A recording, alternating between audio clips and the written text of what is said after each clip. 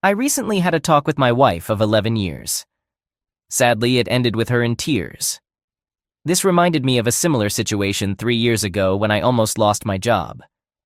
Back then, my wife Kate, who is also known as Catherine, was so upset at the thought of me missing our anniversary that she insisted I come home. Fast forward to today, and now it's her who won't be there on our anniversary. I didn't say anything to change her mind. Despite this, the past 12 years have been the happiest in my life. When I first met Kate, she was 24 years old and just starting her career in sales. She visited our architectural firm to convince us to advertise in fancy magazines, which, at the time, we couldn't afford. In the crowd, I couldn't help but notice an enchanting woman with black hair.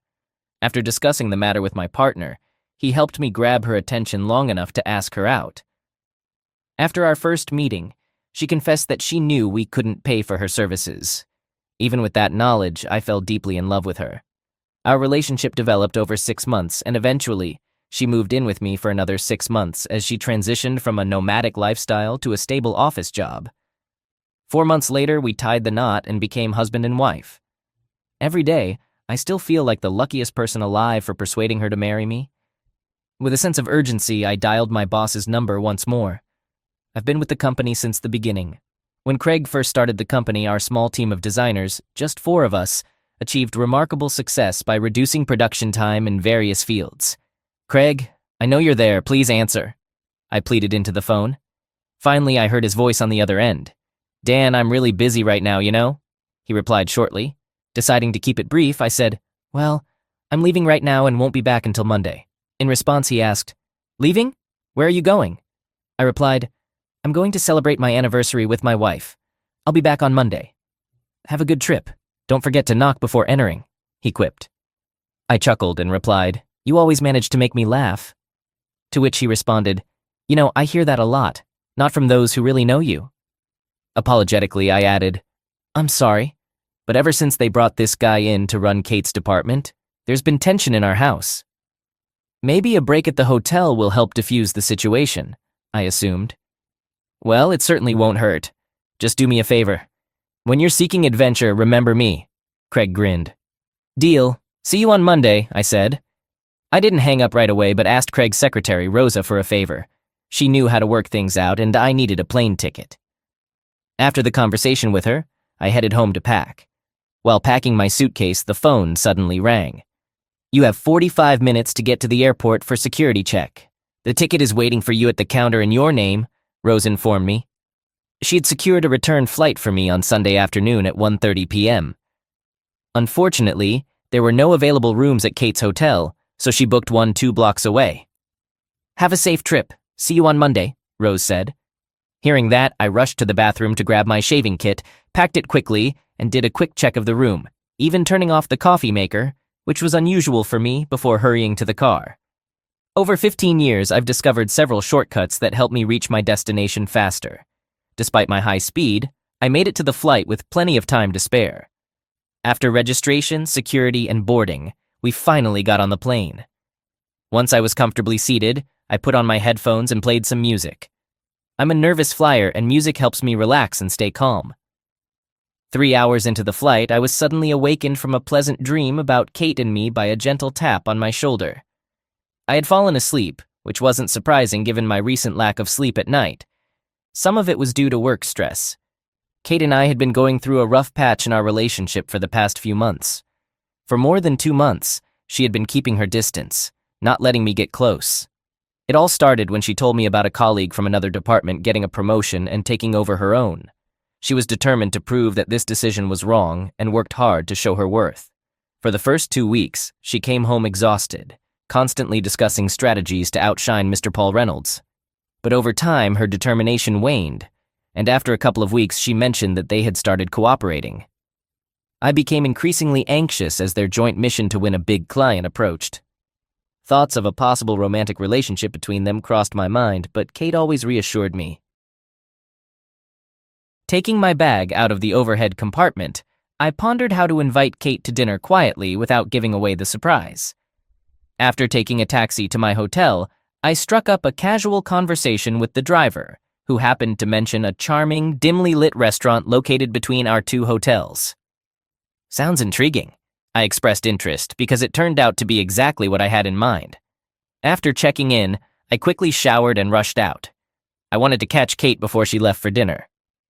Glancing at the clock in the lobby, I saw that it was almost 5:30. After observing the bustling street, I decided I could walk to my destination and followed the directions given by the receptionist. The stroll was easy, and I made sure to remember the charming restaurant mentioned by the taxi driver, which happened to be just a few steps from her hotel. Furthermore, when I exited the taxi, I left the driver a generous tip. At 5:50, I entered the hotel lobby and stood in line at one of the reception desks. I exchanged a smile with a woman who motioned for me to come forward.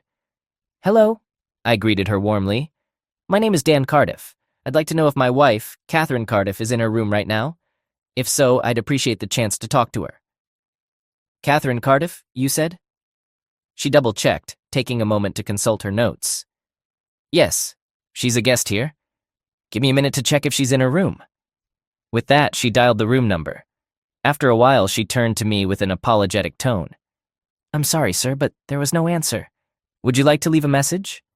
"Not at the moment," I replied, a hint of disappointment in my voice. "I was hoping to surprise her. We have an anniversary tomorrow. I'd be very grateful if you didn't mention our conversation," I requested hopefully. "No problem, sir, I assure you," she reassured me. I didn't catch everything she said. "I wish you a wonderful day tomorrow, sir," the woman added politely. "Thanks. I'm thinking about going to a restaurant." "Maybe luck will be on my side," I responded. "Good night." I bid her farewell. Heading to the far end of the lobby, I spotted a noisy hall packed with people engaged in various activities. Working, serving, sitting, eating. It was very crowded, and I knew the chances of finding her there were slim. Then I noticed a restroom located on one side, closer to the back wall. I searched all around, scanning left and right, desperately looking for any sign of her presence. Despite my efforts, she remained elusive. After finishing my business, I settled near the corridor entrance and once again scanned the room. It seemed futile. Finding her in such a crowded place was nearly impossible. But then, I unexpectedly caught a faint sound of laughter, reminiscent of hers. I followed the wall with my eyes, but towering booths obstructed my view, allowing only glimpses of the faces of the men and the women with them. Reluctant to approach any table until I could escape her notice, I retraced my steps and turned my gaze toward the wall. Slowly making my way along the row of tables one by one, I reached the third one from the corridor where I was standing, and there, in that very booth, I saw her. She sat there, engrossed in conversation with a man I didn't recognize. She looked radiant, dressed in the same elegant dress she always wore on evenings filled with dancing. Their interactions seemed relaxed, as if they were entirely at ease in each other's company. I couldn't help but wonder what was really going on between them. It seemed far more close than a typical dinner with a colleague. My heart raced as he leaned closer to her, prompting me to instinctively grasp the doorframe for support. As she bent down, their lips met in a tender kiss. Filled with mixed emotions, I decided to leave the doorway and move to the center of the hall. Sinking into one of the padded chairs with a high backrest, time seemed to blur. I sat there, never taking my eyes off their table. Suddenly, I heard her laughter again, drawing my attention. Turning my head, I saw her walking beside him, holding his hand tightly with both of hers. Their closeness, along with the general merriment, piqued my curiosity. They strolled past me, just 15 feet away, and even though they conversed, my focus was solely on the adoring expression she wore as she gazed at him. It had been a long time since I had seen such an enamored look. At that moment, my breath caught in my throat, and I was momentarily speechless. I headed for the exit, my expression likely betraying my displeasure, fueled by a surge of determination. I walked straight to the sidewalk. I couldn't take my eyes off them. She clung to his arm, leaning affectionately against him. I watched as they walked down the street, eventually turning a corner and disappearing into a restaurant I had noticed earlier as I snapped out of my trance. I hurriedly headed for the door. Suddenly realizing my surroundings, I decided to slow down, giving them ample time to move away from the entrance. I came to a halt, taking a few deep breaths in an attempt to regain my composure. Undoubtedly, there was meaning in the expressions on their faces, but I desired more, even though I couldn't fully comprehend what it was. Summoning my resolve, I pushed open the door and cautiously entered, staying close to the wall since the entrance was unattended. I patiently stood there, waiting until my eyes adjusted to the surroundings, surveying the room. Finally, my gaze settled on them. Sitting at a table meant for two at the far end, I made my way there, clinging to the walls with my hands. As I sat down at a small table, the waitress promptly appeared behind me. "What can I get for you, dear? What'll it be?" she inquired. I replied, "Double scotch on the rocks." I overheard their conversation. "Our meeting tomorrow isn't until 10 o'clock, so we can celebrate late into the night," he said to Kate in a hushed tone. "I'm glad you didn't let him manipulate you into going home."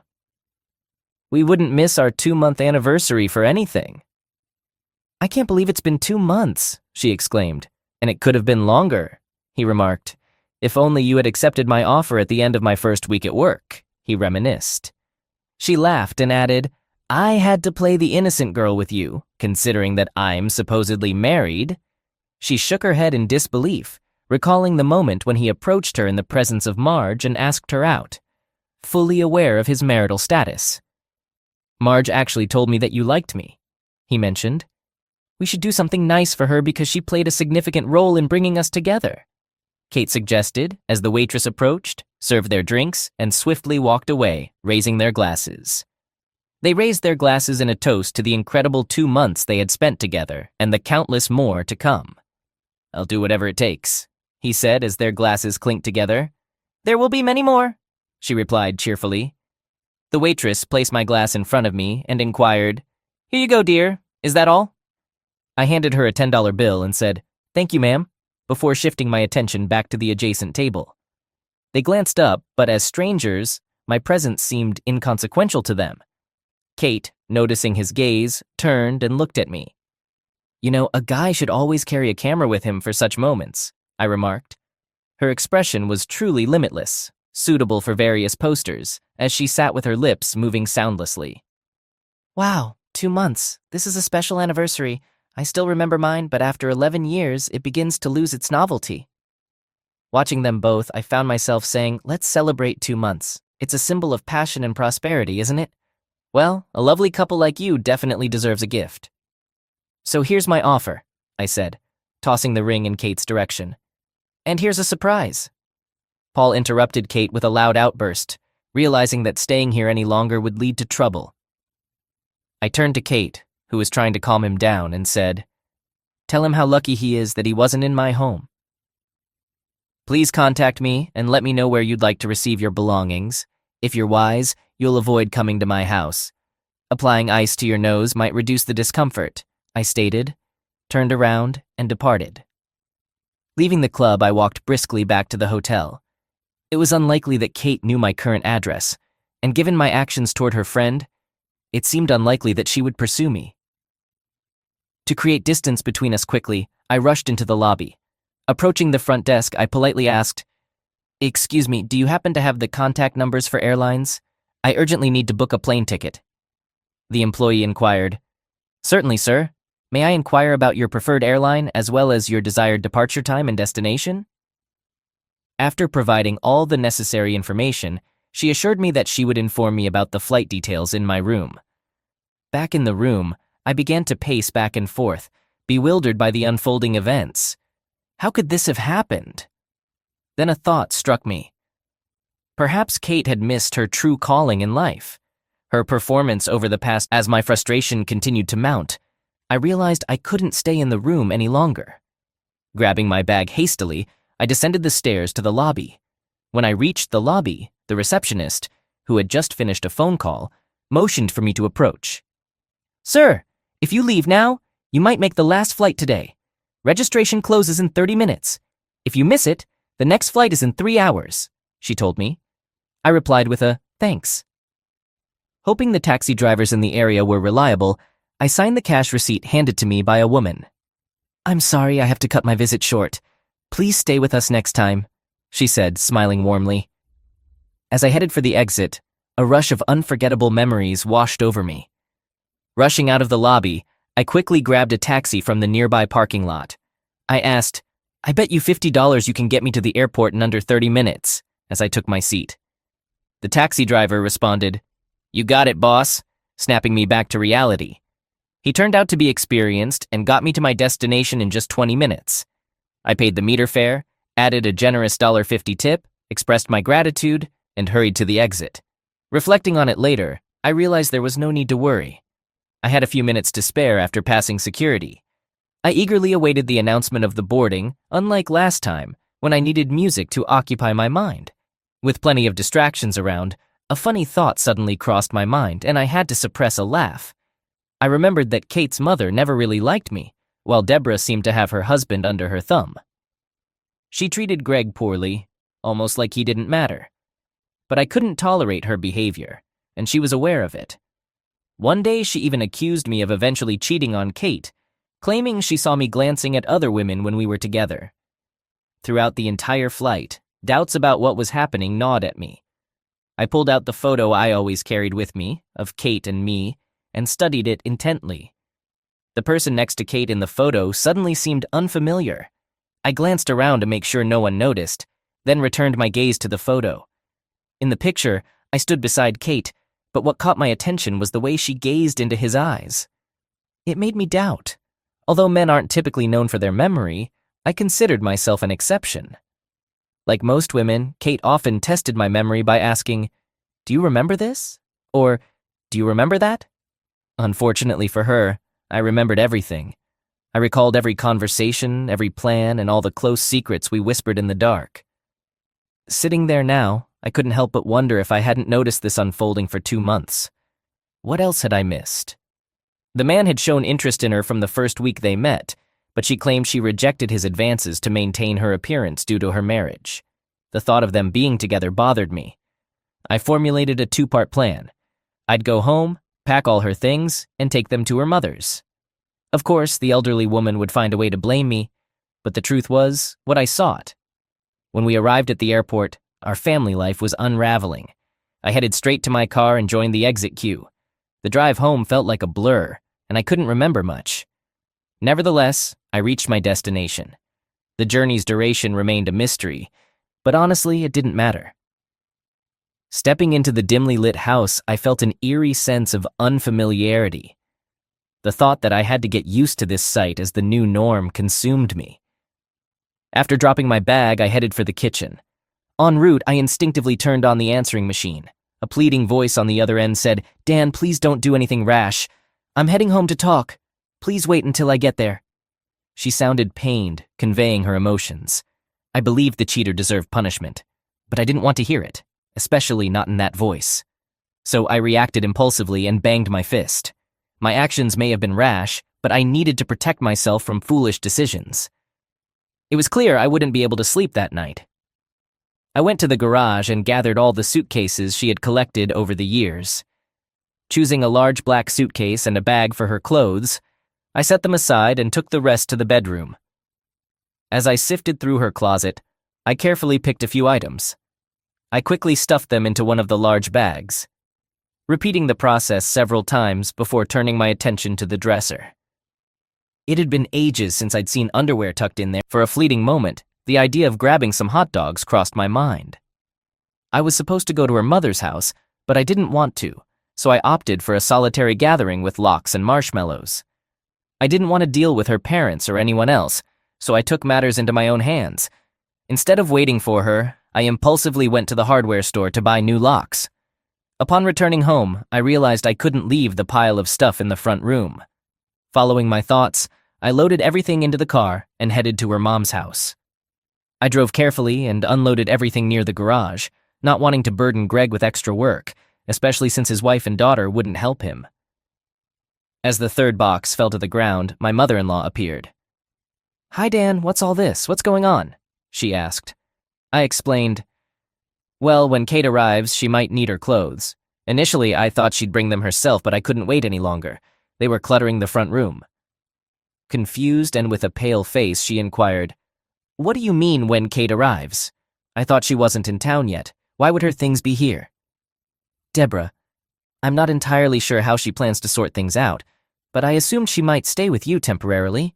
She may be considering moving in with the person she's been spending time with, but I can't say for sure. That's why I brought her stuff," I explained. Seeing her face grow paler, she responded, "What are you implying?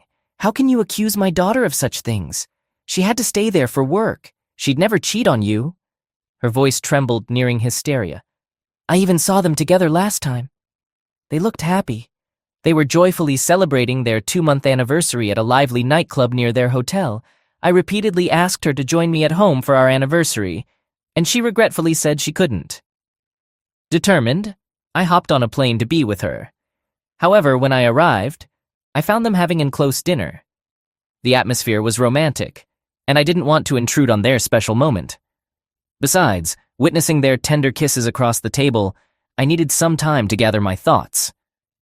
When they passed me in the hotel lobby, I contemplated saying something, but she gazed at him and whispered in his ear. At that moment, I couldn't bring myself to disrupt them either. I just needed some fresh air, so I stepped outside. To my surprise, they left and headed to the nearest nightclub. I sat at a table nearby and overheard her saying she didn't want to leave him on their 2-month anniversary, and he corrected her, saying it was their 3rd month. It dawned on me that if I wanted to leave, I'd have to intervene. I tried to stay inconspicuous, but I knew I had to find evidence. After 10 years of sobriety, I took my first sip of drink. It had been 10 years since Kate expressed concern about my drinking, which she believed could jeopardize our marriage. In response, I gave her my wedding ring, thinking it was a sensible gesture to give each of them something of their own. But honestly, I preferred his gift over mine. Now, as I awaited her return and the inevitable dramatic confrontation, I was sure she'd seek shelter at my doorstep for a while. I stated this to shock her. "You're lying. How can you say such things about your wife, whom you've been with for 11 years? She's told me everything. She's deeply troubled by it. I'll never refer to this woman as my wife again. You might feel obligated to support her because she's your daughter, but I have no such obligations. I witnessed everything firsthand, and for the past 2 months, I've been living alone while she's been living with him since he joined this company. It's astonishing to see how she's changed, given the upbringing you provided. She looked me in the eye for 3 months straight, lying to me every day without a hint of remorse. If you think I'll allow her back into my home, then you're even more foolish than she is. However, it's your choice what to believe, and that's your issue. Personally, I've chosen to cut my losses. It's clear that she has strong feelings for this guy, and he's free to have her. She won't need to hide their relationship anymore. As soon as she's done with her charades, I'll direct her to this place. You can see for yourself who's being dishonest." I instructed her, "If she picks up, be sure to convey the message exactly as you want, including the fact that I'm eager to see how she handles this." With those words, I got into the car and drove away. Feeling restless, I wandered aimlessly around the house for several hours before finding a small corner in the garage, where I set up an improvised workspace. Suddenly, my thoughts were interrupted by the sound of the doorbell. Curiosity got the better of me, and I went to the door and opened it carefully. Without saying a word, I instinctively took a step back. Kate entered the room, and I immediately realized I was in the garage. "You must have been in the garage," she remarked, closing the door behind her. "I tried knocking, but you didn't hear me. I was just tidying up," I responded, observing the room's condition. Kate sighed and said, "Well, Mom already called me. It looks like you've already made up your mind about what to do with me." Kate looked at me, her face a mix of sadness and disappointment. "What did you expect? That I wouldn't mind you having an affair?" I asked her. She paused before responding, "I guess I wasn't thinking clearly, at least not rationally. I was overwhelmed by disappointment. It's a shame because all I did was think," I confessed. "You see, there was no one around to distract me from my thoughts. I missed having someone to go out to dinner with, visit a club, and enjoy the darkness, whispering and kissing. But I was left with a woman who could deceive me without hesitation, even looking me straight in the eye. She could share my house, my food, my life, and then be close with someone else. Not a pleasant image, right? Are you really ready to let go of 11 years of our life together?" "What is it?" she asked. "Did you even bother to ask me about it, Dan? Would it have bothered you if I had a real relationship with someone else instead of just playing games? I thought that such an important question would stay with me. But it doesn't seem to matter anymore, does it? Now you and the person whose name I can't even remember can move on freely without caring about me. No more struggles over deciding whom to spend our anniversary with," I said, heading for a chair. I think I understand your perspective, Kate replied. Do you truly understand, Kate? Because I genuinely doubt that you do. You see, for you it was just an act of infidelity. You probably found a way to justify it, maybe even shifting the blame onto me. Could it have been, Kate? Perhaps my actions drove you to be involved with someone else, I inquired. She lowered her head and replied, No, I don't blame you for this. It just happened. Having an affair with someone other than a spouse for 2 months isn't an accident. It takes effort, and moreover, secrecy. To continue the affair requires additional effort, and let me tell you, honey, you're playing the role well. I fell in love completely and unconditionally. It's unbelievable that you both managed to find time for your game. I can't even imagine how it feels to laugh about cheating on me. And that tearful phone call last night, it was a real performance. Maybe you should consider a new career. Your performance could easily outshine the last 3 Oscar winners. I must admit, I had a brief moment of uncontrollable laughter, just a quick, unintended outburst before I stopped it. I don't know where it came from, but it's clear that you don't love me. If that's how you treat someone you love, please spare me your anger. How can you believe that I don't love you after 11 years? She protested, indignant. Listen, Kate, since you seem to enjoy asking questions, here's one for you, given your deep introspection. You know how you usually react to various situations based on this? Imagine that I found out you had a close relationship with another man, but it was a one-time occurrence, not a long-term affair. How do you think I would react? I asked. She leaned toward me and replied in a soft tone. To be honest, I think I would have asked you to leave our house and started divorce proceedings. I thanked her for her honesty and admitted that I had expected such a reaction, even imagining that she might throw something at me. But who knows? I mused aloud. She responded with a faint smile. Perhaps. And now imagine that for nearly 3 months, every day we spent together meant nothing to me. It was all just an act, a facade to deceive you into thinking our relationship was thriving.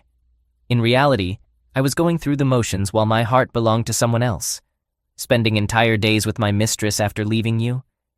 Can you honestly believe that I love you after nearly 13 years? Show me some confidence, Kate, I said seriously. It's as if you're implying that you don't care about this situation. The time we spent together was very valuable to me. It wasn't just casual conversation. I genuinely enjoyed being with you, she said. Do you recall the last time we were close, Kate? When was the last time you initiated one of our affectionate kisses? When did you last act like my wife, Kate? After what I've witnessed and heard, I find it hard to believe you're standing here telling me you love me. I'm not naive. I overheard you discussing him with that gossip March as soon as he arrived at the office. And then, to top it off, you both came up with the idea of giving her a gift for bringing you two together. It seems like you've already found your next bridesmaid. All that's left is to find his best man, and the wedding banquet will be ready, I commented, reclining in my chair. So it turns out you're just like me, after all. Should I expect a server to show up at my doorstep? Kate inquired. What is it? She asked. First and foremost, I need to know where you're going to live. You won't find a process server waiting on your doorstep to deliver the divorce papers. I've reserved that privilege for myself, that's it. The case is closed. Escape from Kate and move forward. If you happen to see me with someone else, please don't try to intervene, I stated. What are you trying to prove with this? Kate asked. I probably didn't think I needed to prove anything to you. What I did for myself, not for you. Why would I fight for a man like you? Those who respected me so little thought that I would tolerate or make excuses for the way you treated me. When I gave you the ring, it was a clear sign that you were done. I don't want to invest my energy in something that no longer matters to either of us. I can't forget or forgive, and based on your past and present behavior, it's evident that I'm not a priority for you. So it's time for me to leave you, Kate, and move on. I don't pretend to understand how you expected everything to end, but you certainly ruined everything. Now it's your turn to sleep at his place, I said, locking eyes with her. You're kicking me out and keeping everything for yourself. To be honest, it seems unfair after 11 years, she replied. It always comes down to a deal, doesn't it? Well, that's settled. If you need a house, you'll have to pay for it. As for me, I want to keep the house. I've fallen in love with him. With the extra space, I can finally transform it into what I truly desire. I assumed you and Bast had already found a place, I said. His name is Paul, she corrected. I couldn't care less about that. Really? Do you think he has nowhere to live? I asked. Well, of course he does, she responded. In that case, problem solved, I remarked. I was waiting for your answer, and then it occurred to me. So, I guess you don't think his wife will agree to this arrangement? I said, noticing her expression. Wait, did you find out everything about him? How did you know he was married? She asked seriously. This isn't a joke. You really think I'm naive, don't you? Why else would you be here, Kate? So what's the deal? He doesn't want to divorce his wife for you? I hope you haven't seriously considered coming back to me. I've contemplated this particular question. I considered the possibility that our relationship had lasted 11 years. However, upon reflection, I concluded that we're done. This decision was made by you. Let's reminisce about those incredible 2 months you spent together and hope for even more in the future. Keep in mind, as I mentioned before, when I gave you the ring, it signified the end. Please refrain from making excuses about our 11-year history. Those years didn't matter to you in the past and don't matter to me now. Therefore, I'll compensate for those 11 years with a set of legal documents as soon as they're prepared. The house offer remains unchanged. If you don't want to leave the house, you can come back and take whatever you want. It appears you're ready to move on without any hesitation. Divorce me and go on your way. You may be trying to elicit my sympathy, but I want to make it clear that I'm moving on from someone I can't trust living under the same roof with me. I will never trust you again. So what's your plan? Do you want to keep the house for yourself? I asked. No, I have no desire to keep this house. Give me a few days to find a new place, and I'll likely take a significant portion of the furniture, she replied, taking her hand out of her pocket. What should I do with this? She asked, handing me the ring. Do whatever you want with it. Oh, I have an idea. Why not use it as a toe ring? It would fit perfectly on your big toe, given how you treated him. I might actually find some use for it, I suggested. Okay, you know what? I could use some extra money. Maybe I'll pawn it, she warned. Well, you won't get much for it. They buy these things by weight, and most likely, you won't even get $30. You can't buy a genuine gold ring for your finger for $30. But that's just my opinion. It's your ring, so do as you please with it, I stated, turning towards the door. Did you get all my stuff out of the closet? She asked. Yes, I got everything, though I was a bit annoyed with the furniture at the time. I'll call you in a few days. I have to admit I didn't pack your things very neatly. I hope you still have clean, unwrinkled clothes after the trip, I commented. May I take a look? She inquired. Of course, don't be shy. You know where everything is, I said, noticing a slight frown on her face. I waited patiently as she inspected the room. I could hear her rummaging in the bedroom, then in the closet, and finally in the bathroom. A few minutes later, she returned downstairs, hastily packing cosmetics into a floral zip-up bag. You were thorough. You only missed a few things. I may have to call you when it's time to move, she said with a forced smile. Of course, I'd be happy to help as long as it's not too close to me, I replied, smiling affably, getting up to open the door for her when she suggested going for a walk. I paused for a moment, considering her request, and then an idea struck me. Wouldn't it be too much to ask you to run around instead? I inquired, maintaining a serious expression. Kiss me on the spot, she replied, turning to leave. I wouldn't dare kiss someone who knows where she's been, I retorted, closing the door behind her. That marked the end of our communication. 3 months later, my lawyer diligently filed all the necessary divorce documents, instructing me to pick them up from his office on Monday. My itinerary for the day included 2 stops, first at the lawyer's office and then at my mother-in-law's house. The sole objective was to obtain Kate's signature on the documents, ensuring she had no false hopes of reconciliation.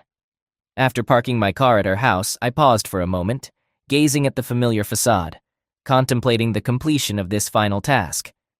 It might take some time, but eventually I would find solace in quiet nights again, as this chapter would finally be closed. Exiting the car, I made my way to the front door and rang the doorbell. To my surprise, my mother-in-law answered. Well, Dan, what brings you here? What's going on? She asked. I thought you had forgotten about us already, I replied. Not yet. Is Kate here? I inquired. Yes, she's here. Come on in, she replied, closing the door behind her. A few moments later, Kate entered the room. Kate, I'm here for you to sign these papers. I'll file them tomorrow and then our divorce will be finalized. I just want it to be over, I explained. Kate sighed and said, I don't think I've ever been good enough for you, have I? Do you seriously think I'll just stand by and watch your actions over the past few months? Kate briefly left the room, but soon returned with a pen in her hand. As she hastily signed her name on the appropriate pages, I watched her movements carefully. When she finished, she forcefully placed the pen on the table and swiftly gathered everything into a manila envelope, ready for archiving. You're free now, she said. Thank you for signing these. Take care of yourself and find happiness. Shifting her focus from me to herself, she added, Mom, you can come into the room. Congratulations to you as well, I replied, before walking out the door. As I drove away, a wave of mixed emotions washed over me. I understood that this marked the end of our relationship, and I couldn't shake the feeling that life was about to take a new turn.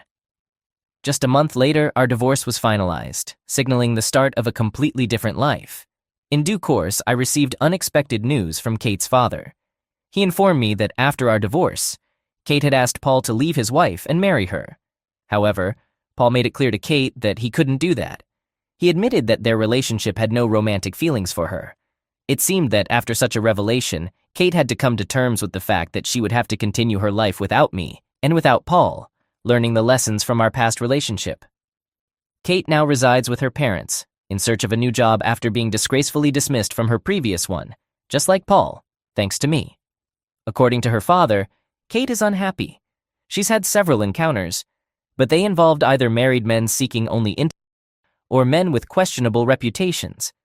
Engaging in indiscriminate close relationships led Kate to contract a psychiatric illness, and she's now in therapy,